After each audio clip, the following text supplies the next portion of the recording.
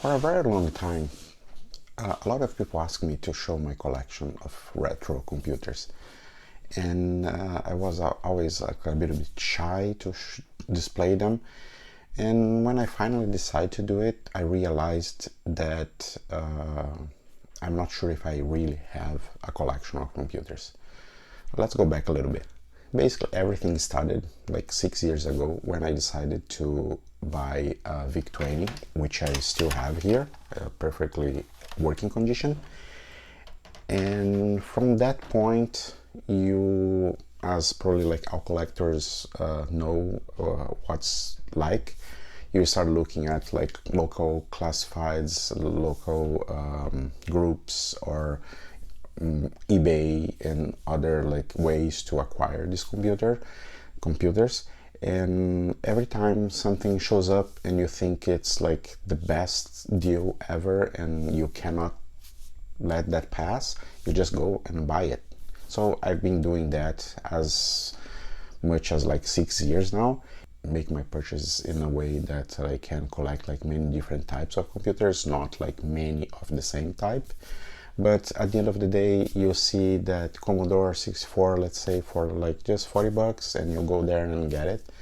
And then you, at the end of the day, you have like 5, 6 of them laying around. Sometimes like some of them not working, but you never know when you need like a key or some part that it's sometimes expensive to acquire elsewhere.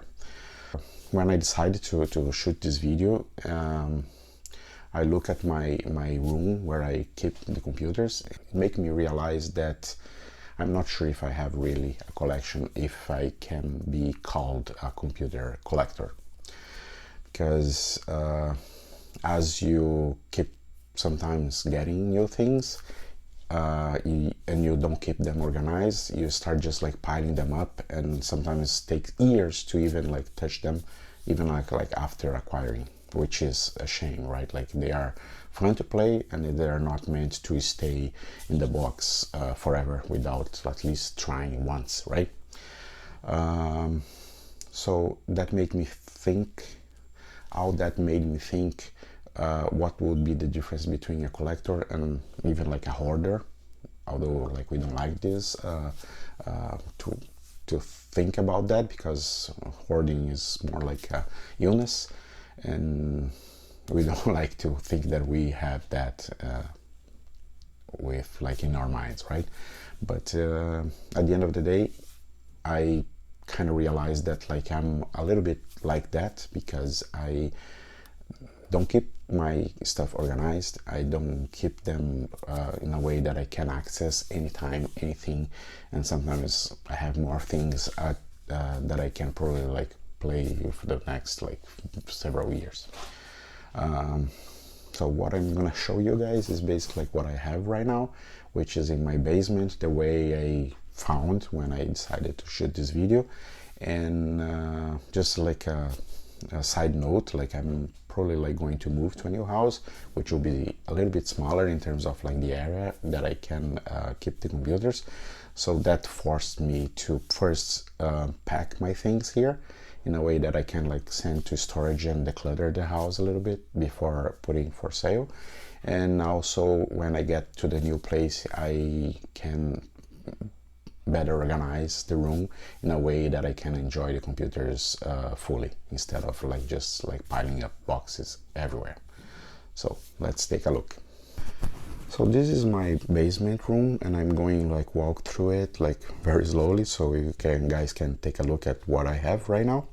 The first is one of my first computers I managed to acquire in a very good price and very good condition, still boxed and everything. It's an Amiga 500 that came with the monitor and the external flop disk. Now this machine has also like a GoTech USB floppy adapter, and it's one of my favorite. As you can see, there is like a Atari 410 cassette tape lying around just next to a TRS-80 Model 3. This guy is currently not working. It came actually boxed, and it's probably like just like a RAM chip or something that I still to go through. Going here, You have like some like TVs that I can use to use like LCD TVs for my computers. And there is another Commodore monitor just behind it.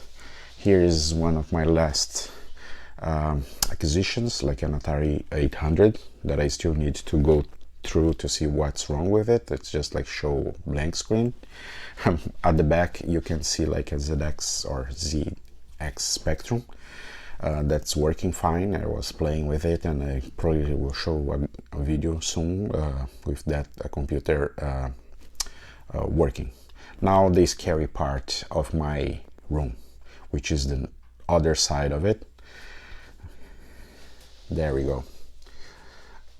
So as you can see here, I have a lot of things around, and I'm not proud to show you that to you guys. Although I'm proud of the machines I have, I'm not proud the way I kept this. Sometimes you just get lucky and someone offer you for free like a box full of computers and software, and you go and get it, and that's what happened.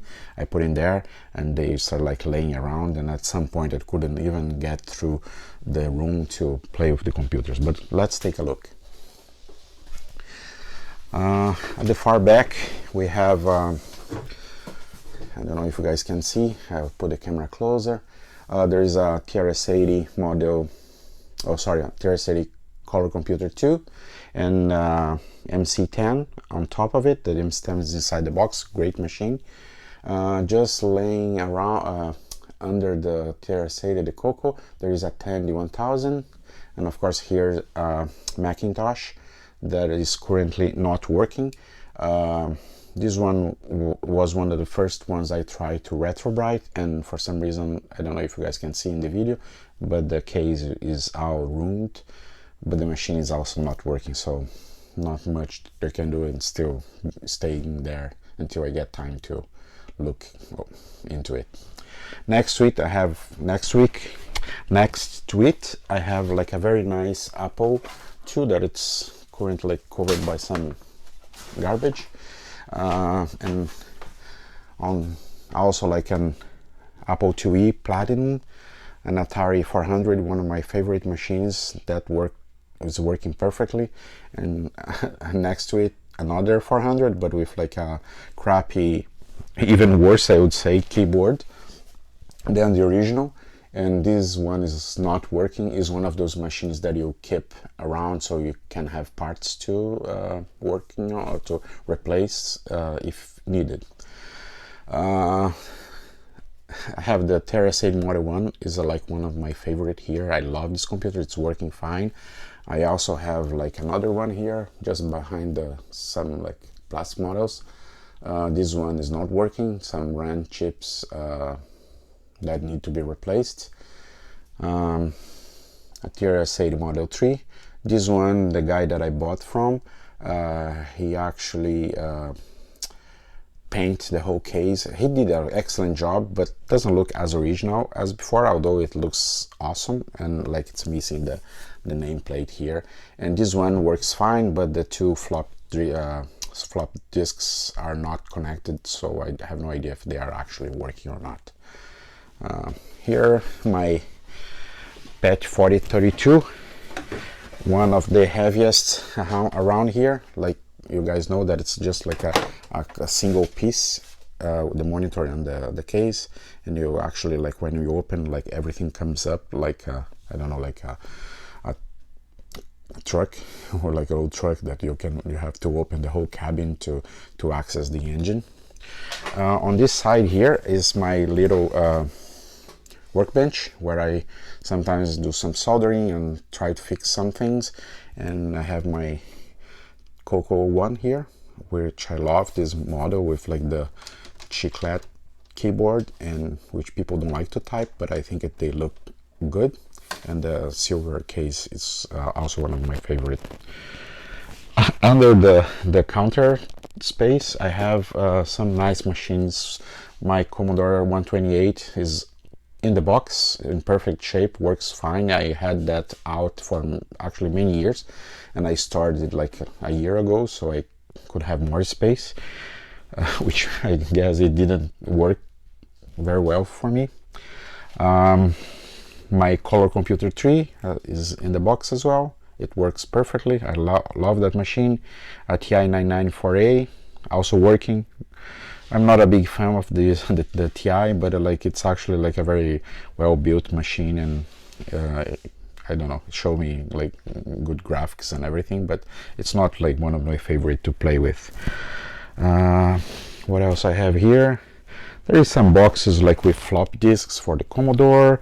I have so this is one of the cases that like we get very close to the hoarding, or when you don't think exactly what to do.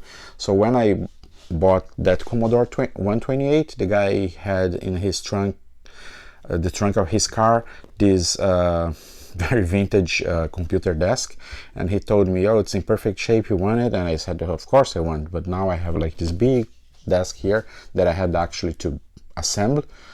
Although it's very functional in terms of like what can you can fit on it, it's actually very like take a lot of space here, and it's not very useful, so I have to get rid of this. On top here, Commodore 64C in working condition, an Apple IIc also in working condition, an Epson printer that this one I never tried.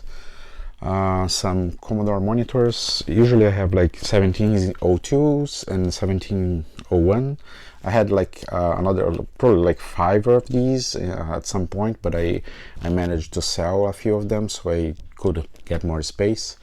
Another 64C that I actually never tried to turn on. I have this for like probably like 2 years and still not, I didn't turn it on. I got that from a nice retired teacher that she actually was looking for some place to give away all the computer stuff that she had back in the days when she was a teacher and a principal from some school in Ontario.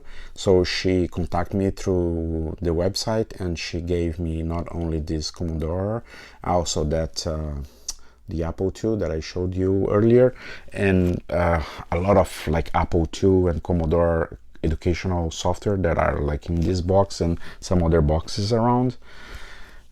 So that's how you start like building up like a collection, like doing air quotes here behind the camera. My Atari 600 working perfectly in the box. I love this computer, looks awesome. Also the 1050 disk drive in working condition. Actually this disk drive, it's, oh no, this one is, yeah, this one is here. I have another one that it's outside outside the box. What else? Many 1541 disk drives. They are very bulky and heavy, and I managed to sell a few of them. I think now I have just one working and another 2 or 3 that are not working that I probably will get rid of at some point. What else here? Okay, I have just to watch my steps so I don't fall over my computers. Here there is a nice HP 85.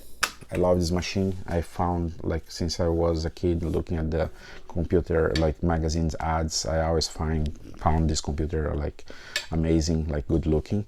So I managed to get one like last year, and came with like a bunch of software that it's in this box here, and again not organized, so I actually played a little bit with it, but not as much as I wish. On this shelf I have some, actually even like an Intellivision 2 over there, some printers that I actually not very interested in printers, but sometimes they came together with computers, so I just like kept them. Lots of Commodore and Amiga software in this shelf. It came with like a few purchases I made, like the computers. The guy had like many softwares, and it just came with it. Another Commodore monitor over there. On these other shelves I have some binders that came with the TRS-80s that I bought over the years. The Tandy or Radio Shack binders and manuals are very fancy looking, so I keep them. I like them displayed. So this is the best I can do with organization so far, I guess. Down here I have in this what's this, like a photograph term bag. There is a Brazilian computer, like a ZX81 clone, TK85. There is an article on the Vintage is the New Old that I tell the story how I got this. Another 1541 flop drive. Another two here, some other books, and in my attempt a few months ago to organize a little bit better, I put these two shelves here that I'm still about, or I should be filling with computers and software. Two ZX81s, one working, one not working, and here I have like some recent acquisitions. There is this nice MSX computer, a Brazilian computer, and under it like a TK95, also like a Brazilian ZX Spectrum clone. Another Commodore 64, an Atari printer here, Tandy 102 working. I love these guys, like the keyboard is awesome. This is not really vintage, but it's the recreated ZX Spectrum. Is just like a Bluetooth keyboard, but it's excellent to play when you're like using emulators in your computer. You can just use this guy and give you the like real deal, right? Box behind here, a CP400. This is like a TRS-80 Coco clone, like a Brazilian clone, and another TI-9948. This one doesn't work, but I kind of keep for parts. This guy is also like an MSX, a Brazilian MSX computer, very good looking, and it's interesting because this company Gradiente used to also make like a VCRs, and if you look at the case of this computer, it looks exactly like a VCR. So I assume that they were actually like using VCR cases to make the computer, but they made like very well. So it's very like sturdy, and it's all like a metal case and very heavy, and I love the look of these computers. Up there, a ZX Spectrum Plus 2 that I managed to acquire when I visited the VCF East last year. Oh no, actually this year in April. So it's been there. I played with it a little bit, but it's you have to use the adapter because of the British power. It's like 50 hertz, and also like the plug is different, but it's there.